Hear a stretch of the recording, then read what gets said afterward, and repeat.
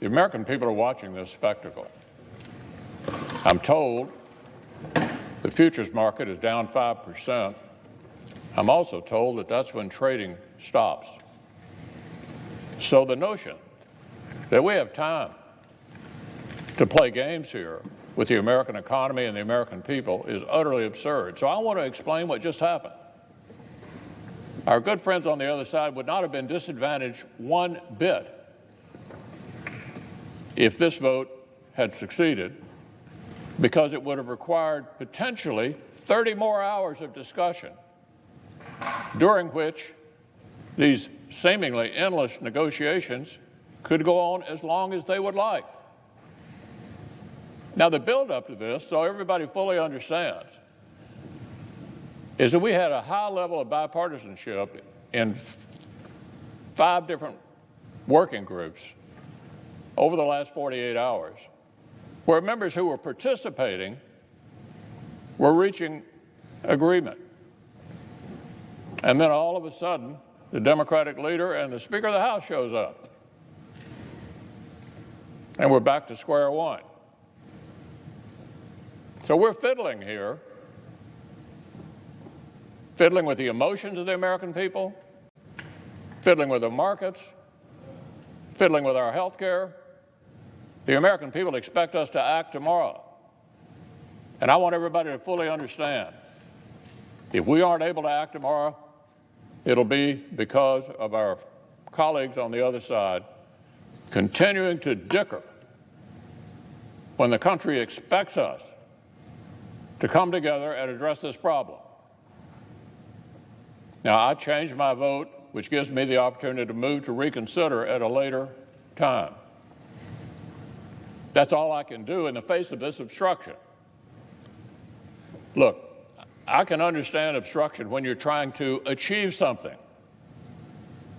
This obstruction achieves nothing, nothing whatsoever, other than prevent us from getting into a position where there are literally 30 more hours that they could use to continue to dicker. So at a time when the country is crying out for bipartisanship and cooperation, and we saw that over the last 48 hours when regular members of the Senate, not in the leadership office, not in the Speaker's office, for goodness sake, she's the Speaker of the House, not the Speaker of the Senate. We don't have one. We were doing just fine until that intervention. So I want the American people to fully understand what's going on here. The markets are already reacting to this outrageous nonsense. We have an obligation to the American people to deal with this emergency and to deal with it tomorrow. And if we don't, I want everybody to fully understand, you've seen everybody who's on record. Now, I've conspicuously avoided trying to turn this into any kind of partisan effort for 2 days. But it's pretty clear what's going on here. And we'll have this cloture vote again at some point of my choosing. And hopefully, some adults will show up on the other side of the room and understand the gravity of the situation and the need to act before the markets go down further and the American people become even more depressed about our lack of ability to come together under the most extraordinary circumstances. We've never been confronted with anything like this before.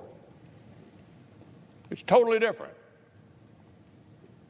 And we're not immune to it in terms of the public health risk. Coronavirus has hit the Senate today as well. We have 5 members in self-quarantine. So everybody understands the emergency, particularly when it hits close to home. It's not just back in our states, but right here in the Senate. So I would say to my colleagues on the other side of the aisle, step up. Step up. Help us reach an agreement so we can do what needs to be done for the American people no later than tomorrow.